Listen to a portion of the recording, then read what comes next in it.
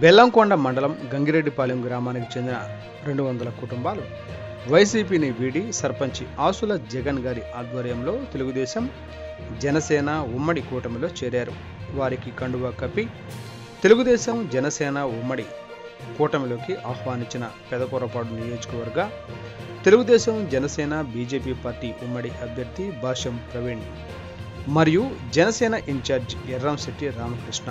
ఈ కార్యక్రమంలో తెలుగుదేశం జనసేన బీజేపీ నాయకులు పిఎస్కే మస్తాన్ షరీఫ్ గారు, పులిబండ్ల సాంబశివరావు, మాజీ సర్పంచ్, కార్యకర్తలు, యువత మరియు మహిళలు పెద్ద ఎత్తున పాల్గొన్నారు. తెలుగుదేశం జనసేన బీజేపీ ఉమ్మడి అభ్యర్థిగా నేను ఇక్కడ రావడం జరిగింది. ఈ కార్యక్రమాన్ని నేను యాక్చువల్గా జాయినింగ్ ప్రోగ్రామ్గా అనుమతించాను.